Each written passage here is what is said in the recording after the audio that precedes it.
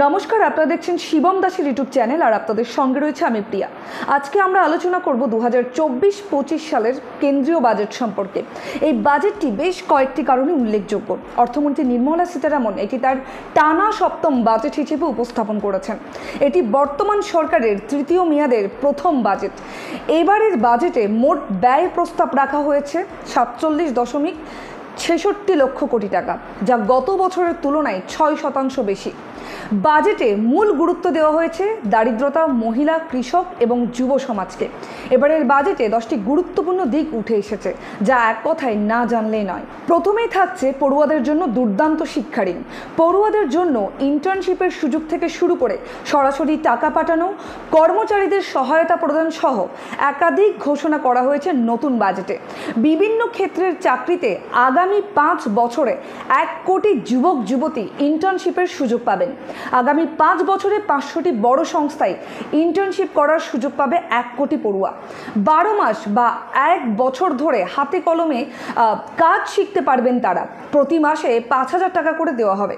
এদিকে দেশের মধ্যে পড়াশোনার জন্য 10 লক্ষ টাকা পর্যন্ত শিক্ষা ঋণ দেওয়ার ব্যাপারেও সরকার সাহায্য করার প্রতিশ্রুতি দিয়েছে। এর জন্য প্রতি বছর 1 লক্ষ পড়ুয়াদের ভাউচার দেওয়া হবে। এছাড়া রাজ্য সরকারের সঙ্গে হাত মিলিয়ে কেন্দ্র একটি প্রকল্প আনার কথাও বলা হয়েছে, যাতে 5 বছর ধরে প্রশিক্ষণ দেওয়া হবে পড়ুয়াদের। 2 নম্বরে থাকছে বাংলার জন্য সুখবর।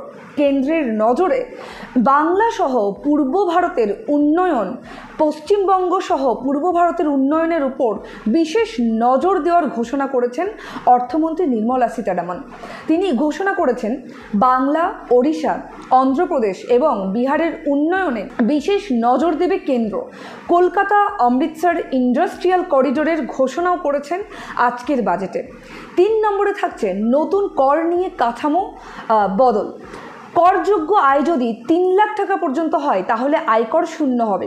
3 লাখ 1 টাকা থেকে 7 লাখ টাকা পর্যন্ত আয়করের হার হবে 5%।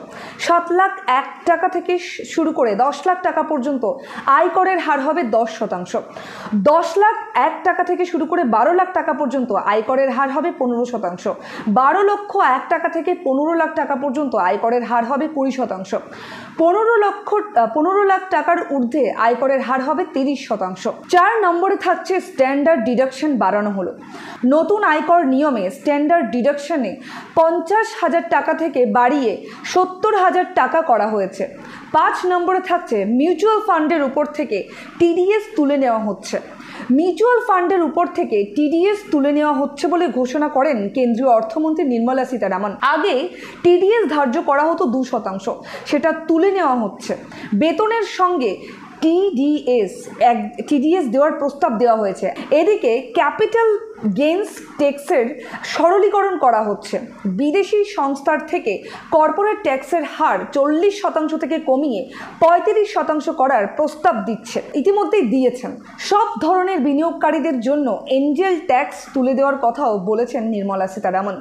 6 নম্বরে থাকছে দাম কমেছে সোনার উপর, যা এক কথায় জনসাধারণের জন্য সুখবর। সোনা, রূপো এবং প্ল্যাটিনামে শুল্ক কমানো হয়েছে। এছাড়াও ক্যান্সারের 3টি ওষুধের উপরেও আমদানি শুল্ক পুরোপুরি তুলে দেওয়ার কথাও জানানো হয়েছে। 7 নম্বরে থাকছে আয়কর আইনের পর্যালোচনা। টিডিএস কমানোর ঘোষণা। আইটি আইন 1961 এর ব্যাপক পর্যালোচনা ঘোষণা দিয়েছেন অর্থমন্ত্রী নির্মলা সীতারামন। সেই সঙ্গে বেতনের ওপর টিডিএস কমানোর ঘোষণাও করেছেন অর্থমন্ত্রী। 8 নম্বরে থাকছে মোবাইল ব্যবহারকারীদের জন্য সুখবর। মোবাইল ও চার্জারের শুল্ক কমিয়ে 15% করা হয়েছে। মোবাইল ফোন এবং চার্জারগুলিতে মৌলিক শুল্ক কমিয়ে 15% করার প্রস্তাব দিলেন অর্থমন্ত্রী নির্মলা সীতারামন। 8 নম্বরে রয়েছে বন্যা রুখতে ও পর্যটন প্রসারের জন্য বিশেষ ঘোষণা। বন্যা রুখতে বিহার, হিমাচল, আসাম, উত্তরাখণ্ড এবং সিকিমকে বিশেষ সাহায্যের ঘোষণা অর্থমন্ত্রী নির্মলা সীতারামন দিয়েছেন। এদিকে পর্যটনের উপর বিশেষ নজরদারির কথাও বলা হয়েছে। বিহারের একাধিক মন্দিরের উন্নয়ন খাতে বরাদ্দ করার ঘোষণাও করেছেন নির্মলা সীতারামন। নতুন করে সাজানো হবে বুদ্ধগয়া, রাজগীর এবং নালন্দাকে। 9 নম্বরে থাকছে প্রধানমন্ত্রী আবাস যোজনায় আরও 3 কোটি বাড়ি যুক্ত হলো। গ্রামোন্নয়নের জন্য 2 6.66 লক্ষ কোটি টাকা বরাদ্দ করা হচ্ছে। এদিকে স্ট্যাম্প ডিউটি কমিয়ে মহিলাদের সম্পত্তি কেনার ক্ষেত্রে ছাড় দিচ্ছে কেন্দ্র।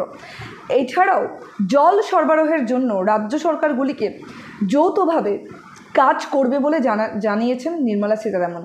10 নম্বরে থাকছে অন্ধ্রপ্রদেশের জন্য বিশেষ ঘোষণা। অন্ধ্রপ্রদেশের রাজধানী নির্মাণের জন্য বিশেষ আর্থিক সহায়তা দেওয়া হবে বলেও জানিয়েছেন নির্মলা সীতারামন। চলতি অর্থ বছরে 15,000 কোটি টাকা বরাদ্দ করা হয়েছে এবং আগামী বছরগুলোতে আরও অতিরিক্ত অর্থ দেওয়ার কথাও জানিয়েছেন অর্থমন্ত্রী নির্মলা সীতারামন। আজকের বাজেটে এই গুরুত্বপূর্ণ পয়েন্টগুলো উঠে এসেছে। এছাড়াও আরও অনেক গুরুত্বপূর্ণ দিক রয়েছে যা বিস্তারিত আপনাদের জন্য নিয়ে আসবো পরবর্তী এপিসোডে। ততক্ষণ আমাদের সঙ্গে থাকুন আর আমাদের চ্যানেলটিকে সাবস্ক্রাইব করে আমাদের পাশে থাকুন। ধন্যবাদ।